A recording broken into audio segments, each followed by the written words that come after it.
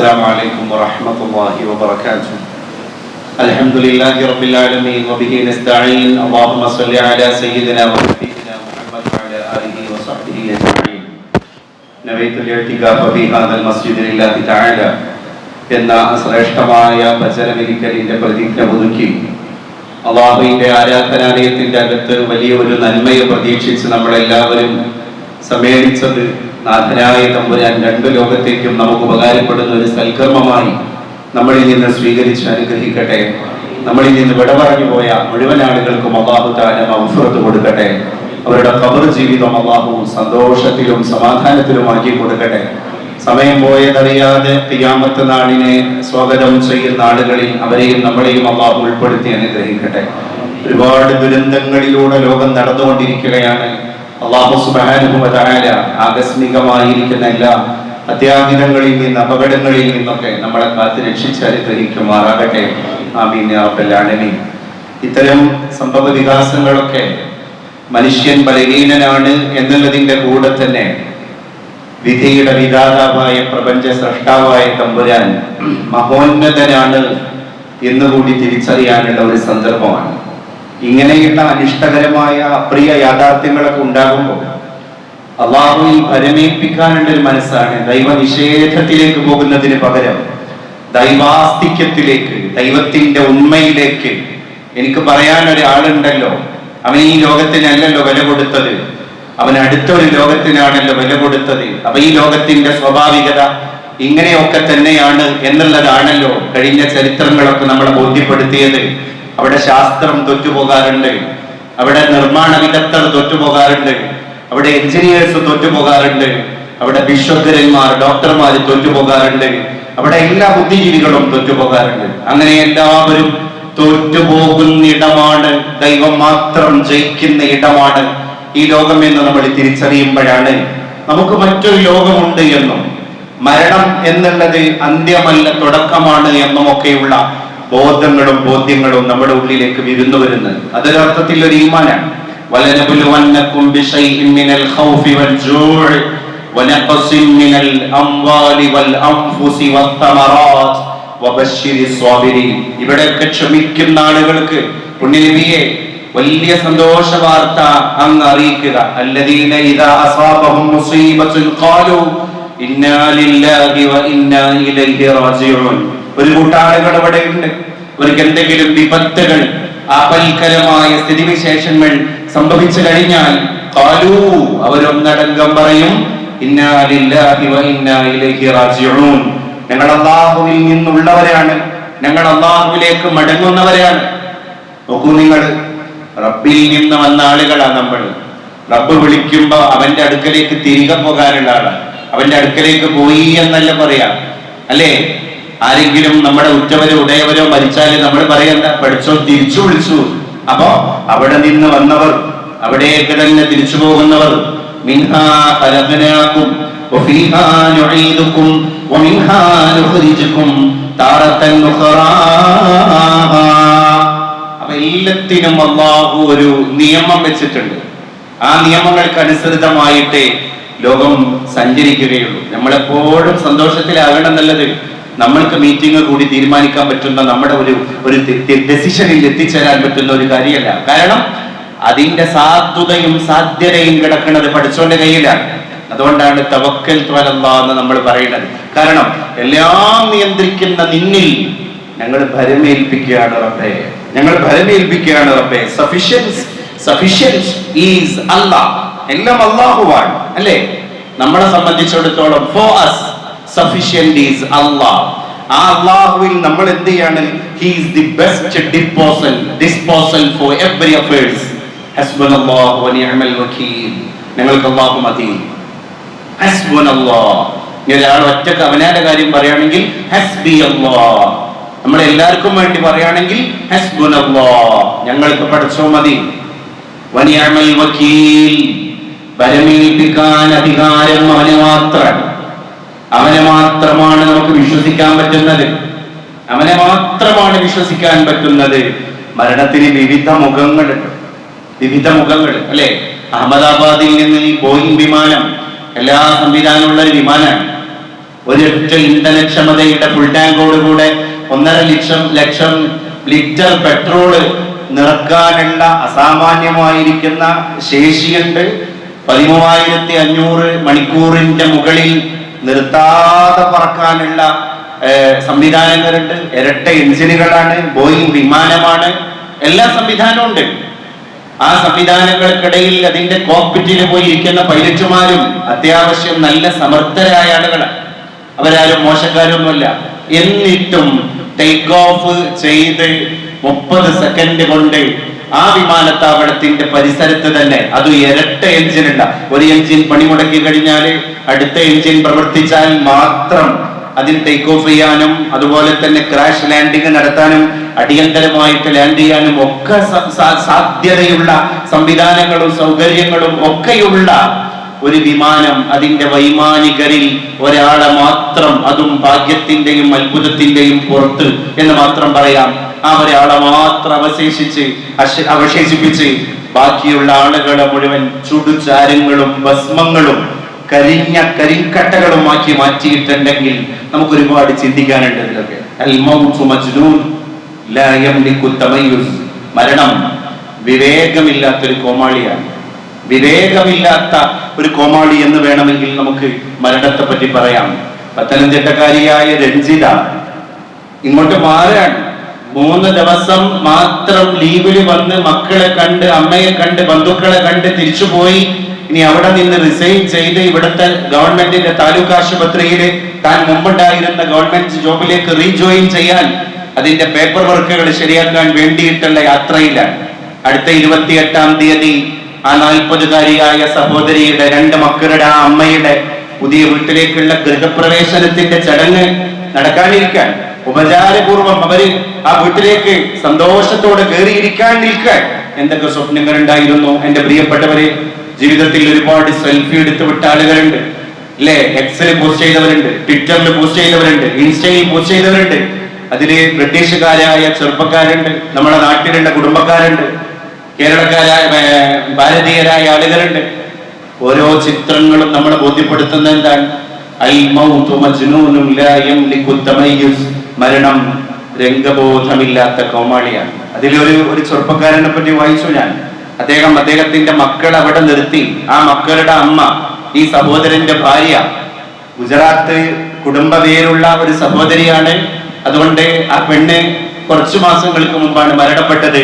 ആ മരണപ്പെട്ടു പോയ ഭാര്യയുടെ ഈ മക്കളുടെ അമ്മയുടെ ശേഷ ചടങ്ങുകളൊക്കെ തന്നെ ഉപചാരപൂർവ്വം നിർവഹിക്കാൻ വേണ്ടി മക്കളെ ലണ്ടനിലാക്കിയിട്ട് തിരിച്ച് അഹമ്മദാബാദിലേക്ക് കയറിയ ആള്. ആ ചടങ്ങുകളെല്ലാം കഴിഞ്ഞ് ഇനി ആ അമ്മയില്ലാത്ത മക്കൾക്ക് അമ്മയുടെ സ്ഥാനത്ത് കൂടി ഞാനാണ് എന്ന് വിശ്വസിച്ച് തിരിച്ചു വണ്ടി കയറിയ ആളാണ് ഇതിൽ ചാരമായി പോയത്. നമ്മൾ ഓരോരുത്തരെ പറ്റിയും ചിന്തിച്ചു നോക്ക്. എന്തൊക്കെ സ്വപ്നങ്ങളുണ്ടായിരിക്കും ഓരോ മനുഷ്യന്മാർക്ക് അല്ലെ. എത്ര ധൈര്യത്തോടു കൂടെയാണ് എല്ലാ സംവിധാനങ്ങളും കൊണ്ടും സുസജ്ജമായിരിക്കുന്ന ആ ഒരു വിമാനത്തിലേക്ക് അവർ കടന്നുപോയത്. ഇത്ര മണിക്കൂർ കഴിഞ്ഞാൽ ഞങ്ങൾ അവിടെ എത്തും. ബന്ധപ്പെട്ടവർക്കൊക്കെ അവർ മെസ്സേജ് അയക്കുക അല്ലെ. ഇത്ര മണിക്കൂർ കഴിഞ്ഞാൽ, ഇത്ര നിമിഷം കഴിഞ്ഞാൽ ഫ്ലൈറ്റ് ടേക്ക് ഓഫ് നടത്തും അല്ലെ. നമ്മൾ എവിടെയും നിർഭയരാണ് എന്ന തോന്നൽ നമുക്ക് ഉണ്ടാകാൻ പാടില്ല. നിർഭയരാണ് എന്ന തോന്നൽ, അതാണ് മരണത്തിന്റെ ഭിന്നമുഖങ്ങൾ. നിങ്ങൾ ആലോചിച്ച് നോക്ക്. അഹമ്മദാബാദിലെ ഏറ്റവും പ്രശസ്തമായിരിക്കുന്ന പുരാതന നഗരത്തിലെ ഈ എയർപോർട്ടിന്റെ അടുത്ത് നിന്ന് 1 കിലോമീറ്റർ മാത്രം ദൂരമുള്ള മെഡിക്കൽ വിദ്യാർത്ഥികൾ പഠിച്ചുകൊണ്ടിരിക്കുന്ന അവരുടെ ഹോസ്റ്റലിന്റെ ക്യാൻറ്റീനിന്റെ മുകളിലേക്കാണ് ഈ നിയന്ത്രണം നഷ്ടപ്പെട്ട വിമാനം പോയിട്ട് തകർന്ന് വീഴുന്നത്. 53 ആളുകൾ ആ സ്ഥലത്ത് വെച്ച് മരണപ്പെടുക. അവര് വിമാനത്തിലെ യാത്രക്കാരല്ല.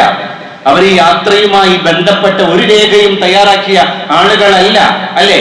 ഓർക്കാപ്പുറത്ത് മരണം വിരുന്നവര്, ഓർക്കാപ്പുറത്ത് മരണം വിരുന്നവര്.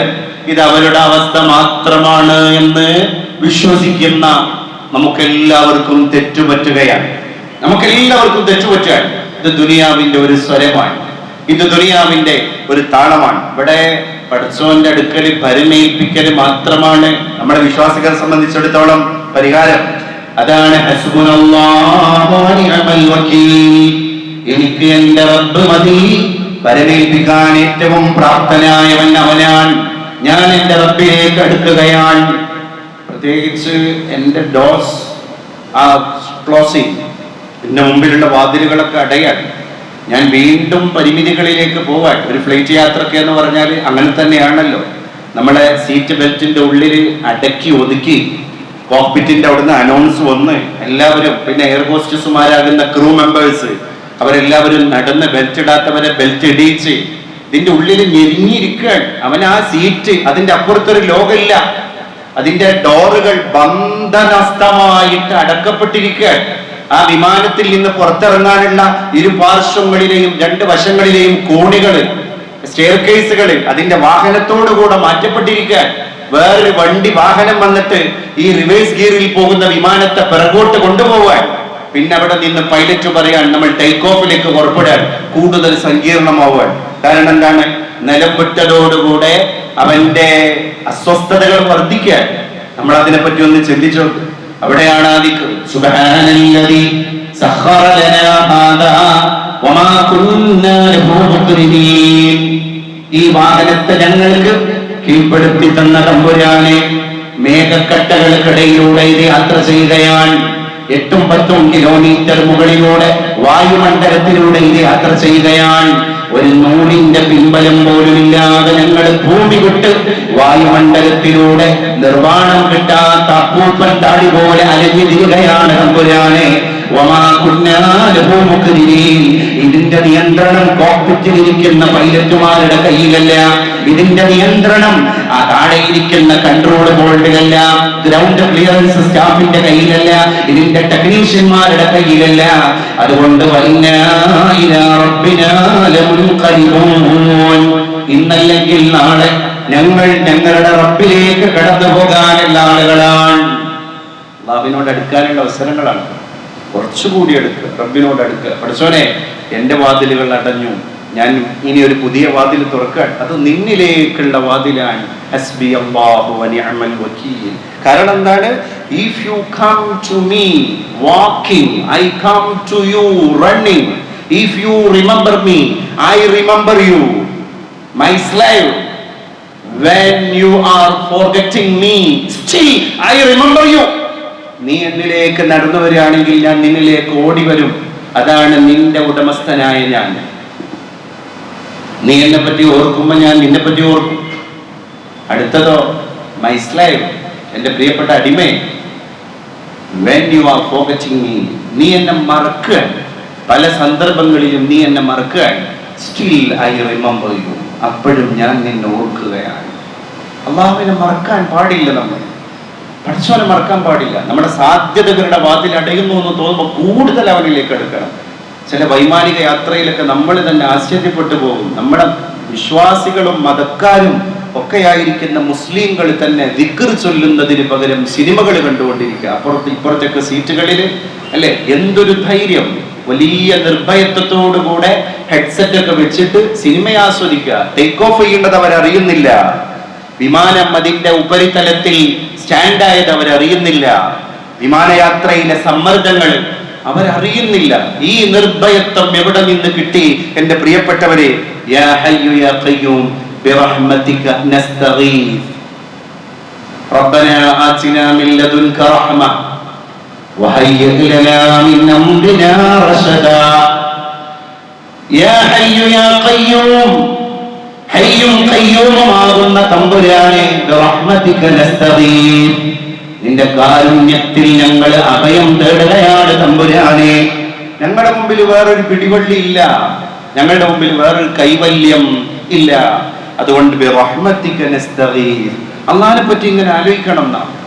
ഇതെല്ലാം പടച്ചോന്റെ കയ്യിലാണ്, എല്ലാം റബ്ബേ നിന്റെ കയ്യിലാണ്. ബിറഹ്മതിക നസ്തഗീസ്, അന്റെ കാരുണ്യം ഉണ്ടെങ്കിൽ മാത്രമാണ് ഈ യാത്ര ലക്ഷ്യസ്ഥാനത്ത് എത്തുള്ളൂ. ഉമ്മു സലമ ബീവി റളിയല്ലാഹു അൻഹ പറഞ്ഞു, ഞങ്ങൾ ഹബീബ് സല്ലല്ലാഹു അലൈഹി വസല്ലം, അന്ന് ഹബീബ് വീട്ടിൽ നിന്ന് ഇറങ്ങുന്ന സന്ദർഭം വിമാനത്തിൽ കയറാനല്ല, ശോഭിച്ചുകൊണ്ടിരിക്കുന്ന കടലിൽ കപ്പലിൽ യാത്ര ചെയ്യാനല്ല, അപകട സാധ്യതയുള്ള ഏതെങ്കിലും ഒരു സഞ്ചാരത്തിനല്ല.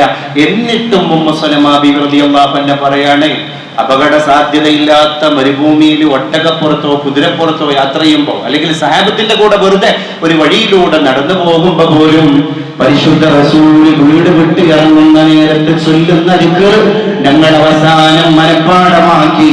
اللهم إني أعوذ بك أن أضل أو أضل أو أزل أو أزل أو أظلم أو أظلم أو أجهل أو يجهل علي يا رب العالمين. നോക്കൂ നിങ്ങൾ, ഇന്നത്തെ കാലത്ത് അല്ലെ, നമ്മൾ സാധാരണ പറയാറുണ്ട് സാങ്കേതിക വിദ്യ അതിദ്രുതം വികസിച്ച കാലാണ്. ആ സാങ്കേതിക വിദ്യ എത്ര വികസിക്കുന്നു അത്രയും അപകട സാധ്യതയും കൂടെ. പഴയ കാലത്തെ പോലെയല്ല സാങ്കേതിക വിദ്യ അല്ലേ. ഇപ്പൊ നോക്ക് നിങ്ങള്, നമ്മുടെ ഈ തിരുവനന്തപുരത്ത് വിഴിഞ്ഞം തുറമുഖത്ത് നിന്ന് തന്നെ പുറപ്പെട്ട 2 കപ്പലുകളുടെ അവസ്ഥ. ഒന്ന് ഭീമാകാരമായ ഒരു കപ്പൽ, അത് അവസാനം സമുദ്രത്തിൽ മുങ്ങി. അതിലെ എത്ര കണ്ടെയ്നറുകളാണ് കേരള തീരത്ത് വരെ ആലപ്പുഴയിലും കൊല്ലത്തൊക്കെ അടിഞ്ഞത്. മനുഷ്യരെ മത്സ്യം വാങ്ങാൻ പോലും അവസാനം ഭയമായി. അതിന്റെ ആഘാതത്തിൽ നിന്ന് നമ്മളൊക്കെ മോചിതരാകുന്നതിന്റെ മുൻപ് മറ്റൊരു കപ്പലിൽ കടലിന്റെ നടുക്കടലിൽ വെച്ച്, വെള്ളത്തിന്റെ മധ്യഭാഗത്ത് വെച്ച് തീ പിടിക്കുക. ആ തീ അണക്കാൻ എത്ര മണിക്കൂറുകൾ, എത്ര ദിവസങ്ങൾ, എത്ര കോടികൾ വേണ്ടി വന്നു അല്ലേ. നമുക്ക് എന്ത് നിർഭയത്താണുള്ളത്. ടെക്നോളജിയുടെ കുറവുണ്ടോ? ടെക്നോളജി കൂടുന്നു, അപകട സാധ്യത അതും വർദ്ധിക്കുന്നു. AI സാങ്കേതിക വിദ്യയാണ്, റോബോട്ടിക് എഞ്ചിനീയറിംഗ്, ലോകത്ത് ഭയങ്കര സാങ്കേതിക വിദ്യയുള്ള എഞ്ചിനീയറിംഗ് ആണ്. അപ്പൊ അതിൽ ചെറിയൊരു പിഴവ് പറ്റിയാൽ ലോകത്ത് സംഭവിക്കാൻ പോകുന്ന പിഴവിന്റെ ആഘാതം എത്രയാണ്, അതിന്റെ അനന്തര ഫലത്തിന്റെ ആഘാതം എത്രയാണ്, അത് നമ്മൾ ചിന്തിക്കണ്ടേ. ഇപ്പൊ സ്പേസ് സ്റ്റേഷനിലേക്ക് യാത്ര ചെയ്യാൻ പോകുന്ന ശുഭാംശു ശുക്ല, അദ്ദേഹം ഇന്ത്യക്കാരനാണ്. എലോൺ മസ്കിന്റെ നേതൃത്വത്തിലുള്ള സ്പേസ് ഡ്രാഗൺ നാസയുമായി കൊളാബറേറ്റ് ചെയ്തിട്ട് കൊണ്ടുപോകാൻ നിൽക്കുകയാണ്. മിനിയാന്നിന്റെ തലേന്ന് നടക്കേണ്ട യാത്ര നീട്ടിവെച്ചു, വീണ്ടും നീട്ടിവെച്ചു. എന്റെ ഇന്ധന ചോർച്ചയാണ്. സുനിത വില്യംസ് ബുച്ച്വിൽമോറിന്റെ കൂടെ പോയി 8 ദിവസം കൊണ്ട് തിരിച്ചു പോരാനുള്ള യാത്ര 256 ദിവസം പിന്നിട്ടു. ടെക്നോളജി എത്ര വികാസം പ്രാപിച്ചോ അത്രയും പഠിച്ചോന്റെ അടുക്കലേക്ക് നമ്മൾ എന്താ മുന്നോട്ട് പോകാൻ വേണ്ടത്. ഞാൻ നിർഭയനായി, നീ എല്ലാം എന്റെ കയ്യിലാണ് എന്നുള്ള തോന്നൽ മനുഷ്യനുണ്ടാകാൻ പാടില്ല. അതാണ് അള്ളാഹു ഇവിടെ ഒക്കെ സൂചിപ്പിക്കുന്നത്. ആയത്തുൽ കുർസി ഇടക്കിടെ പോതാൻ പറയും നമ്മളെ മഹാന്മാരെ നമ്മളോട്. എന്താ ഈ ആയത്തുൽ കുർസിന്റെ കണ്ടന്റ് അല്ലേ? അല്ലാഹു ലാ ഇലാഹ ഇല്ലാ ഹുവൽ ഹയ്യുൽ ഖയ്യൂം. ഹയ്യും ഖയ്യൂം അവനാണ്.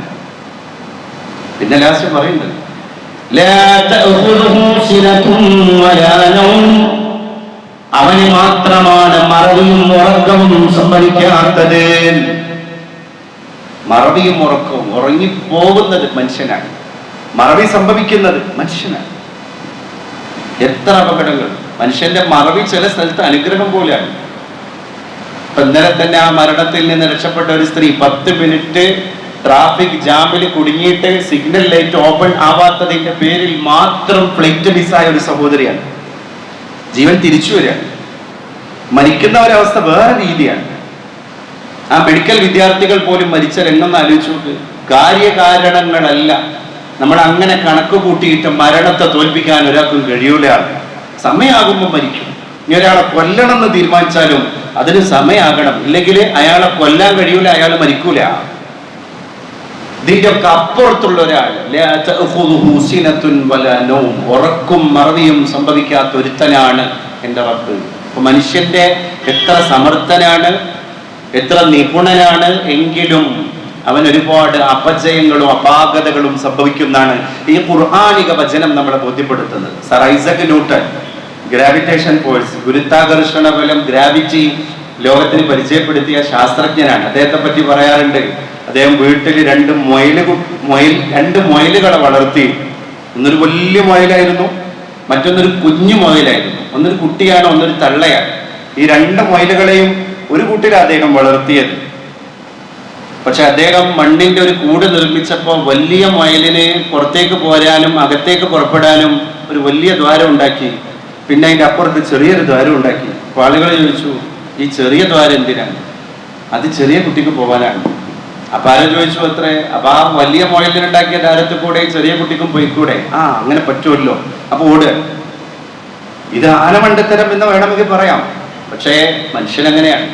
മർത്യന് കൈപ്പിഴ ജന്മസിദ്ധമായി നമുക്കുണ്ടായ ഒരു സാധനം കൈപ്പിഴയാണ്, മറവി. ഞാൻ ഉറങ്ങിപ്പോയി, അത് ഞാൻ മറന്നു. അതുകൊണ്ട് ഇസ്ലാമിൽ തന്നെ ഒരു മനുഷ്യനെ സംബന്ധിച്ചിടത്തോളം പടച്ച റബ്ബിനോട് ചെയ്യേണ്ട ഉത്തരവാദിത്തങ്ങളിൽ അല്ലാഹു തആല വിട്ടുവീഴ്ച ചെയ്തു കൊടുക്കുന്നത് ഏത് കാര്യത്തിലാണ്? ഒന്നുകിൽ മറവി അല്ലെങ്കിൽ ഉറക്ക്. ഈ രണ്ടാലൊരു കാര്യത്തിലാണ് അയാൾ അമല് ചെയ്യാതെ പോയത് എങ്കിൽ അതിൽ ആ മനുഷ്യന് വിട്ടുവീഴ്ച ഉണ്ട്. കാരണം ആ കൈപ്പിഴ അവന് ജന്മസിദ്ധമാണ്. അതില്ലാത്ത ആളാണ്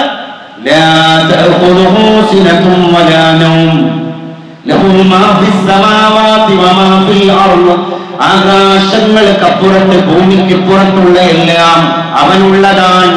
അതിനെ മുഴുവൻ നിയന്ത്രിക്കുന്നത് അവനാണ്. അപ്പോ ഇത് ഓതുമ്പോ അള്ളാഹുവിലുള്ള ആ ഒരു സ്ഥിരത നമ്മൾ വീണ്ടും വർദ്ധിപ്പിച്ചെടുക്കുക. അള്ളാഹുനോട് പറഞ്ഞില്ലേ, ലാ തുദ്രികുൽ അബ്സാർ വഹുവ യുദ്രികുൽ അബ്സാർ വഹുവൽ ലതീഫുൽ ഖബീർ. നിങ്ങളെ കണ്ണുകൊണ്ട് അവനെ നിങ്ങൾക്ക് കാണാൻ കഴിയൂല, പക്ഷെ അവൻ നിങ്ങളെ കാണുന്നു. നമ്മുടെ ഈ ഐബോൾ കൊണ്ട് അള്ളാനെ നമ്മൾ കാണാൻ ഇല്ല. അള്ളാനെ കാണണോ? പുറത്തേക്ക് ഇറങ്ങിയാൽ കാണുന്ന മഴ അത് അള്ളാഹുവാണ്, സഞ്ചരിക്കുന്ന വിമാനം അത് അള്ളാഹുവാണ്, ജ്വലിക്കുന്ന സൂര്യൻ അള്ളാഹുവാണ്, നീങ്ങുന്ന മേഘക്കട്ട അത് അള്ളാഹുവാണ്. ഒരു മഴയിലേക്ക് ഇപ്പൊ നല്ല സമൃദ്ധമായ മഴ പെയ്യുന്ന ഒരു സമയമാണ്. ഇങ്ങനെ ആലോചിച്ച് നോക്ക്, ഈ മഴത്തുള്ളികൾ ഇങ്ങനെ കിനിഞ്ഞിറങ്ങാൻ. തുള്ളിക്കൊരു കുടം, ഒരു തുള്ളി ഒരു കുടം വെള്ളം പോലെയാണ് ഇറങ്ങുന്നത്. ആ വെള്ളത്തിന്റെ ഒരു വെയിറ്റിനെ പറ്റി ആലോചിച്ച് നോക്ക്. പഴയ കാലത്തൊക്കെ നമ്മള് ഈ മറക്കിരിക്കാൻ വേണ്ടി പോകുമ്പോ ഒരു ബക്കറ്റിൽ വെള്ളം ചുമന്ന് പോയ ആൾക്കാർ കുറെ ഉണ്ടാകുമ്പോഴേക്ക് അല്ലേ, ഒരു ബക്കറ്റ് വെള്ളം എടുക്കുമ്പോഴേക്ക് നമ്മുടെ ശരീരത്തിന്റെ ബാലൻസ് മാറുക, എടുക്കാൻ കഴിയണില്ല. ഒരു ബക്കറ്റേ വെള്ളമുള്ളൂ. അപ്പൊ വെള്ളത്തിന്റെ കനത്രയാ, വെള്ളത്തിന്റെ ഭാരം എത്രയാ? വലിയ അമ്പലചുണ്ടുകളായ ഫ്ലാറ്റുകളൊക്കെ ഉണ്ടാക്കുമ്പോ അതിന്റെ ഏറ്റവും ടോപ്പിലാകണം സ്വിമ്മിംഗ് പൂൾ എന്ന് പറയുകയാണെങ്കിൽ അതിന്റെ നിർമ്മാണ വിദഗ്ധരായ സ്പെഷ്യൽ എഞ്ചിനീയേഴ്സിനെ സമീപിക്കാൻ പറയാണ്. കാരണം ഇതിന്റെ പില്ലറിന് എത്ര ശക്തി വേണം, അതിന്റെ ഉള്ളിൽ കൊടുക്കുന്ന കമ്പി എത്ര കട്ടിയും കനം വേണം, അത് ഏത് കമ്പനിയുടേതാകണം. കാരണം മുകളിലാണ് സ്വിമ്മിംഗ് പൂൾ. അതുകൊണ്ട് വെള്ളത്തിന്റെ വെയിറ്റിനെ ഈ ബിൽഡിങ്ങിന് താങ്ങാൻ കഴിയണം. വെള്ളമാണ് കഥാപാത്രം. അങ്ങനെയാണെങ്കിൽ ഈ ചോരാ മഴയായിട്ട് പെയ്തുകൊണ്ടിരിക്കുന്ന പേമാരിയുടെ ഈ ജലസംഭരണി കോടി ഗാലൻ വെള്ളങ്ങൾ കിടക്കുന്നത് എവിടെയാ? ഈ വിമാനം സഞ്ചരിക്കുന്ന സ്പേസിലാണ്. ആ മേഘത്തിന്റെ ഉള്ളിലൂടെ അതിനെ കീറി മുറിച്ചിട്ടാണ് ഒരു വിമാനം എങ്ങനെ യാത്ര ചെയ്യുന്നത്. ടർബുലൻസ് ഉണ്ടാകും ആ സമയത്ത്, വിമാനം എങ്ങനെ ഇളകുക.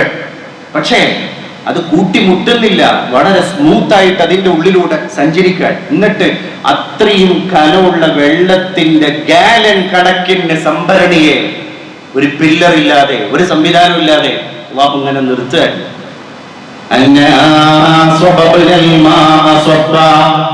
എങ്ങനെയാണ് ഞാൻ നിങ്ങൾക്ക് കോരി ചൊരിഞ്ഞു തന്നത് വെള്ളത്തെ? ഭൂമിയെ നമ്മൾ കീറിച്ചാലുകളാക്കിയത് എങ്ങനെയാണ്? മഴ പെയ്യുമ്പോൾ നിങ്ങൾ അല്ലാഹുവിനെ കണ്ടോ? അതുകൊണ്ട് റബ്ബ് ഓരോ തന്മാത്രയിലും ഓരോ പദാർത്ഥത്തിലും അല്ലാഹു ഉണ്ട്. അതാണ് നിങ്ങൾ റബ്ബിനെ പറ്റി മനസ്സിലാക്കേണ്ടത്. وتعالى الله عما يقولون علوا كبيرا. ഇങ്ങനെ അല്ലാഹുവിനെ കണ്ടെത്തിയാൽ ആ അല്ലാഹു തആലയാകുന്നതാണ്. എന്താ ഈ തആല എന്ന് പറഞ്ഞാൽ? ഏറ്റവും ഉയർന്നവൻ. തആല ഏറ്റവും ഉയർന്നവൻ. അങ്ങനെ ഏറ്റവും ഉയർന്നവനായി നിങ്ങളുടെ റബ്ബ് മാറുന്നതാണ്. അപ്പൊ അല്ലാഹു എന്തൊക്കെയോ ഒരു തൗഫീഖിന്റെ പുറത്താണ് നമ്മളൊക്കെ ഇങ്ങനെ ബാലൻസ് ചെയ്ത് കൊണ്ടുപോകേണ്ടത്. നമ്മളും ചിന്തിച്ചു. ഇന്നലെ ഞാൻ ഈ സംസാരിക്കുന്ന നേരത്തെ പോലും ഹയാത്തിലുള്ള ആൾക്കാരാണല്ലോ ഇന്ന് ചാരങ്ങളായത്. ഈ നിമിഷം പോലും അവർക്ക് ജീവൻ ഉണ്ടായിരുന്നല്ലോ. എത്ര പ്രതീക്ഷകളുണ്ടായിരുന്നു. മക്കളോടുകൂടെ കുടുംബത്തിലെ വാട്സപ്പ് ഗ്രൂപ്പിലേക്ക് സെൽഫി അയച്ചു കൊടുത്തിട്ട് ഇതാ ഞങ്ങൾ ഫ്ലൈറ്റിൽ ഇരുന്നു, ഞങ്ങൾ കുറച്ചു കഴിഞ്ഞാൽ അവിടെ എത്തും എന്ന് പറഞ്ഞവർ ഇന്ന് എവിടെയാണ്? അവരുടെ ശരീരമേത്, അവരുടെ മൃതദേഹം അവരുടേത് തന്നെയാണോ എന്ന് തിരിച്ചറിയാൻ രാജ്യത്തിന്റെ ആഭ്യന്തരമന്ത്രി അനൗൺസ് ചെയ്തു കഴിഞ്ഞു. അവരുടെ ഉറ്റവര്, ബന്ധുക്കള്, ബ്ലഡ് റിലേഷൻ ഉള്ള ആരെങ്കിലും അവരെ DNA സാമ്പിളുകൾ ശേഖരിക്കാൻ വേണ്ടിയിട്ട് ബന്ധപ്പെട്ട സ്ഥലങ്ങളിലേക്ക് എത്തിച്ചേരണം. അല്ലാഹു തആലനെ പറ്റി നമ്മൾ ആലോചിക്കുക. നമ്മളെ കയ്യിലൊന്നുമില്ല അല്ലെ? മരിക്കും എന്ന് ഉറപ്പുണ്ടായിട്ടും നമ്മൾ ജീവിക്കുന്നു എന്നുള്ളതാണ് ലോകത്തെ ഏറ്റവും വലിയ മോട്ടിവേഷൻ. നമുക്ക് കിട്ടിയ ഏറ്റവും വലിയ മോട്ടിവേഷൻ അതാണ്. ഒരാളെ കാണുമ്പോൾ നമ്മൾ ചിരിക്കേണ്ടല്ലോ. നമ്മുടെ കുടുംബത്തിന് വേണ്ടി നയിച്ചാൻ പോകുന്നുണ്ടല്ലോ, അധ്വാനിക്കാൻ പോകുന്നുണ്ടല്ലോ, അവർക്ക് വേണ്ടി ഭക്ഷണം വാങ്ങാൻ വേണ്ടി പണിയെടുക്കാൻ നമ്മൾ പോകുന്നുണ്ടല്ലോ. നമുക്കൊക്കെ മരിക്കുന്ന ഉറപ്പാണ്. എപ്പോഴാന്ന് പോലും അറിയൂല, എങ്ങനെയെന്ന് പോലും അറിയൂല. എന്നിട്ടും നമ്മള് മനസ്സിന് താളം തെറ്റാതെ ജീവിക്കുന്നു എന്നുള്ളതാണ് ലോകത്തെ ഏറ്റവും വലിയ നിഅമത്ത്. നമ്മൾ ഇടക്കിടക്ക് അള്ളാഹുവിനെ പറ്റി ചിന്തിക്കാൻ അർത്ഥം. ബാപ്പുവള്ളിപ്പറമ്പിന്റെ ഒരു പാട്ടില്ലേ, മലയാളക്കരയിൽ വിസ്തൃതമായ ഒരു പാട്ടാണല്ലോ അല്ലെ. നടക്കുമ്പോൾ ഓർക്കില്ല കിടക്കുമെന്ന്, നാവിൽ തലക്കുമ്പോൾ അറിയില്ല നിലയ്ക്കുമെന്ന്, ചലനം നിലയ്ക്കുമെന്ന്. ആലോചിച്ചു. ചിരിക്കുമ്പോൾ ചിന്തയില്ല കിടക്കുമെൻ കരയുമെന്ന്, നമ്മൾ കരയിപ്പിച്ചവസാനം മടങ്ങുമെന്ന്. നമ്മൾ ചിരിക്കുന്ന നേരത്ത് നമ്മൾ കരയുമെന്നും നമുക്ക് ചിന്തയില്ല, നമ്മൾ മറ്റുള്ളവരെ കരയിപ്പിക്കുമെന്നും നമുക്ക് ചിന്തയില്ല. അപ്പൊ അള്ളാഹു മറവി, ആ ഒരു മറവിയുടെ മാറാല കൊണ്ട് നമ്മളെങ്ങനെ പ്രൊട്ടക്ട് ചെയ്യാൻ ഓരോ സംഭവങ്ങളിലും നമ്മൾ ഓർക്കേണ്ടത് അങ്ങനെയാണ്. എല്ലാ കാര്യങ്ങളിലേക്ക് ഇറങ്ങുമ്പോഴും ഇങ്ങനെയുള്ളൊരു റബ്ബിനെ നമ്മൾ ഇടക്കിടക്ക് ചിന്തിച്ച് ആ റബ്ബിലേക്ക് അടുക്കാനുള്ള സംവിധാനങ്ങളെ പറ്റി നമ്മൾ ആലോചിച്ച് നമ്മളെ ഈമാനികമായ കരുത്തിനെ വർദ്ധിപ്പിക്കാനുള്ള ശ്രമങ്ങൾ നമ്മളെ ഭാഗത്തു നിന്നുണ്ടാക്കണം. നമ്മൾ ഉദ്ദേശിക്കുന്നതിനനുസരിച്ചല്ല ലോകം സഞ്ചരിക്കുക. ഒരു കവിതയുണ്ട് അറബിയിൽ,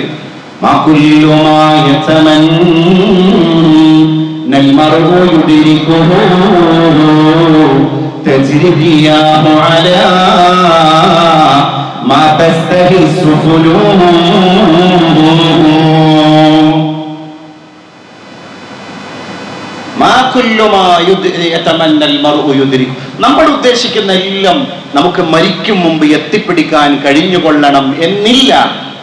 അത് ഏതുപോലെയാണ്,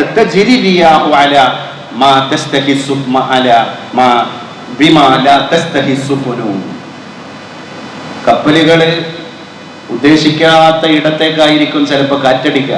ആ കപ്പലിന് ആവശ്യമുള്ളത് ഈ ദിശയിൽ നിന്നുള്ള കാറ്റായിരിക്കും. അപ്പോഴായിരിക്കും അതിന് ലക്ഷ്യസ്ഥാനത്ത് എത്താൻ കഴിയാം.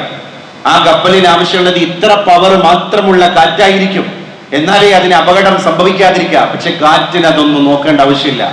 കാറ്റ് ചിലപ്പോൾ കപ്പലിനെ 40 ഡിഗ്രിയിലേക്ക് ചരിക്കും. അപ്പൊ കണ്ടെയ്നറുകളെല്ലാം താഴേക്ക് വീഴും. പിന്നെ അത് വീണ്ടും ചരിയും. അപ്പൊ അതിൽ വെള്ളം കയറും. അങ്ങനെ അത് താഴ്ന്നു പോകും. കപ്പലിന്റെ അഭിലാഷങ്ങൾക്കനുസരിച്ചല്ല കാറ്റു വീശാറുള്ളത്. അത് തന്നെയാണ് നമ്മുടെ ദുനിയാവിലെയും അവസ്ഥ. നമ്മളുടെയോ നമ്മുടെ മക്കളുടെയോ കൺസേൺ അനുസരിച്ചല്ല വിധി പ്രവർത്തിക്കുക. പിന്നെ അള്ളാഹുവിൽ പരമേൽപ്പിക്കുക. അള്ളാഹു നമ്മളോട് ചെയ്യാൻ പറഞ്ഞ കാര്യങ്ങളെ ഭംഗിയായി ചെയ്യുക. പിന്നെ ഒരു വിമാനത്തിൽ കയറുമ്പോഴോ അല്ലെങ്കിൽ മറ്റേതെങ്കിലും ഒരു സ്ഥലത്ത് ഒറ്റപ്പെടുമ്പോഴോ ചൊല്ലേണ്ടതൊക്കെ ചൊല്ലുക. ഇനി അതിലാണ്ട് മരിച്ചാല് ഞാൻ ചൊല്ലിയിട്ടല്ല മരിച്ചത് എന്നുള്ളൊരു സമാധാനം അല്ലേ, ഞാൻ അള്ളാഹുവിലേക്ക് ഒന്നുകൂടി അടുത്തിട്ടല്ലേ അള്ളാഹു എന്നെ വിളിച്ചത് എന്നൊരു സമാധാനം. അതിന്റെ അപ്പുറത്ത് വേറൊരു ലക്ഷ്യം മനുഷ്യനില്ല. അതുകൊണ്ട് ദിക്റുകളെ കൂട്ടാക്കി അള്ളാഹുവിനെ ഓർക്കാനുള്ള ശ്രമങ്ങൾ നമ്മൾ എല്ലാവരും നടത്തുക. അള്ളാഹു നമുക്ക് അതിനുള്ള തൗഫീഖ് നൽകി അനുഗ്രഹിക്കുമാറാകട്ടെ. പ്രിയപ്പെട്ട പാലാറ മുജീബ് സാഹിബ് നമ്മളിൽ നിന്ന് ഇവിടെ പറഞ്ഞു. CK പാറ അടുത്താണ്. ഒരുപാട് പ്രാവശ്യം അദ്ദേഹത്തിന്റെ വീട്ടിലേക്ക് ഞാൻ പോയതാണ്. നല്ലൊരു ദീനി സ്നേഹി കൂടിയ ഒരു മനുഷ്യനായിരുന്നു. അല്ലാഹു സുബ്ഹാനഹു വ തആല അദ്ദേഹത്തിന് അർഹമായ പ്രതിഫലം നൽകി അനുഗ്രഹിക്കട്ടെ. അദ്ദേഹത്തിന്റെ ഖബർ ജീവിതം അള്ളാഹു സന്തോഷത്തിലാക്കി കൊടുക്കട്ടെ. കളപ്പാട്ടിൽ ഉമ്മർ എന്ന് പറയുന്ന സഹോദരൻ മൂച്ചിക്കൽ സ്വദേശിയാണ്. എപ്പോഴും നമ്മുടെ പള്ളിയിലെ പ്രത്യേകിച്ച് വെള്ളിയാഴ്ച ദിവസങ്ങളിലേക്ക് സ്ഥിര സാന്നിധ്യമായിരുന്നു. അദ്ദേഹവും ഈ ലോകത്തോട് വിട പറഞ്ഞു. പടച്ചോനെ നീ മഗ്ഫിറത്ത് കൊടുക്കണേ തമ്പുരാനെ, പടച്ചോനെ നീ മർഹമത്ത് കൊടുക്കണേ തമ്പുരാനെ, നീ കുടുംബത്തിന് സമാധാനം കൊടുക്കണേ റബ്ബേ. അതുപോലെ തന്നെ സിൽവാൻ സൈദാലിക്കുട്ടി ഹാജിയുടെ മകൻ ഷുഐബ്, പ്രിയപ്പെട്ട ഷുഐബ് സാഹിബിനെ ഓർക്കുമ്പോൾ മനസ്സ് വിരുമ്പി പോവാൻ. അദ്ദേഹം ഈ യാത്ര പോകുന്നതിൻ്റെ കുറച്ച് ദിവസങ്ങൾക്ക് മുമ്പ് കഞ്ഞിപ്പുരയിൽ നമ്മൾ നടത്തുന്ന ആ സ്ഥാപനത്തിൽ വന്ന് കണ്ണിന് കാഴ്ചയില്ലാത്ത മുഴുവൻ ആളുകൾക്കും കിറ്റ് കൊടുത്തൊരു മനുഷ്യനാണ്. അപ്പോൾ കുട്ടികളോടൊന്ന് ഫോട്ടോ എടുക്കുമ്പോൾ പറഞ്ഞു, കിറ്റ് കൊടുക്കുന്ന ഫോട്ടോ എടുക്കണ്ട എന്ന് പറഞ്ഞു. കാരണം അദ്ദേഹത്തിന്റെ മനസ്സിൽ നിന്ന് പോകേണ്ട ഒരു സാധനമാണത്. അത് എൻ്റെ ഒരു സംതൃപ്തിക്ക് വേണ്ടിയാണ് കൊടുക്കുന്നത് എന്ന് പറഞ്ഞിട്ട് ആ കണ്ണിന് കാഴ്ചയില്ലാത്ത മുഴുവൻ ആളുകൾക്കും അവരുടെ വീട്ടിലേക്ക് കൊണ്ടുപോകാനുള്ള കിറ്റ്, അതിലെല്ലാം അത്യാവശ്യ സാധനങ്ങളൊക്കെ ഉണ്ടായിരുന്നു. അങ്ങനെ വന്ന് സ്ഥാപനമൊക്കെ കണ്ട് അവിടെ ഇരുന്ന് കൂടിയാടി എല്ലാ സന്തോഷം പങ്കുവെച്ച് പോയൊരു മനുഷ്യനാണ്. ഹറമില് ഹജ്ജിന്റെ എല്ലാ ചടങ്ങുകളും കഴിഞ്ഞ് തഹല്ലുലായി വളരെ സന്തോഷത്തോടെ നമ്മൾ ഹജ്ജ് തുടങ്ങണതിൻ്റെ ഒരു 2 ആഴ്ച മുമ്പ് പറഞ്ഞിട്ടുള്ളൂ, ഇഹ്റാമിലായിട്ടും ഹജ്ജിലായിട്ടും തഹല്ലുലിലായിട്ടും മരിച്ചു പോകുന്ന മനുഷ്യന്റെ പ്രതിഫലം അല്ലാഹുവേ നീ ശുഐബിന്റെ കുടുംബത്തിന് സമാധാനം കൊടുക്കണേ റബ്ബേ, അദ്ദേഹത്തിന്റെ കർമ്മങ്ങളെ നീ സഫലീകരിക്കണേ തമ്പുരാനെ, നിന്റെ മാലാഖമാരുടെ സാന്നിധ്യത്തിൽ സ്വർഗത്തിൽ നീ സ്വീകരിക്കണേ നാഥ. ആമീൻ യാ റബ്ബൽ ആലമീൻ. ദർസിലേക്ക് എല്ലാ മാസവും 500 രൂപ സംഭാവന ചെയ്യുന്ന ഒരു സഹോദരൻ ദുആ ചെയ്യാൻ പറഞ്ഞിട്ടുണ്ട്. അല്ലാഹുവേ നീ അർഹമായ പ്രതിഫലം നൽകി അനുഗ്രഹിക്കണേ തമ്പുരാനെ, ഖൈർ ബറക്കത്ത് നൽകി അനുഗ്രഹിക്കണേ തമ്പുരാനെ. നമ്മുടെ ഒരു സഹോദരി, ആ സഹോദരിക്ക് അസുഖവുമായി ബന്ധപ്പെട്ടൊരു ആകുലത, മനോവിഷമം, ഒരു കാര്യത്തിൽ ഇപ്പോൾ ഒരു കോൺസെൻട്രേഷൻ കിട്ടുന്നില്ല, കുടുംബം തന്നെ വലിയൊരു വിഷമത്തിലാണ്.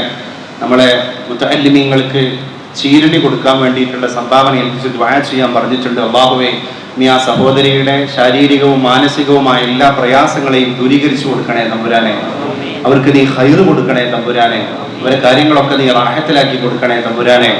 ആമീൻ യാ റബ്ബൽ ആലമീൻ. വലിയ പ്രതീക്ഷയോടുകൂടെയാണ് പല ആളുകളും ഈ ഒരു സമയത്തിലും സന്ദർഭത്തിലും നമ്മളെ മസ്ജിദിലേക്ക് സംഭാവന ചെയ്ത് ദുആ ചെയ്യാൻ പറയുന്നത്. കാരണം നല്ലൊരു സമയം, നല്ല കുറേ മനുഷ്യന്മാരുടെ ദുആ ആമീൻ അള്ളാഹുവിന്റെ മലക്കുകളുടെ സാന്നിധ്യത്തിൽ സ്വീകരിക്കപ്പെടുകയാണ്.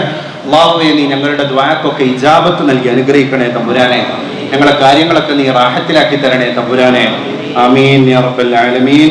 വആഖിറു ദഅവാനാ അൽഹംദുലില്ലാഹി റബ്ബിൽ ആലമീൻ.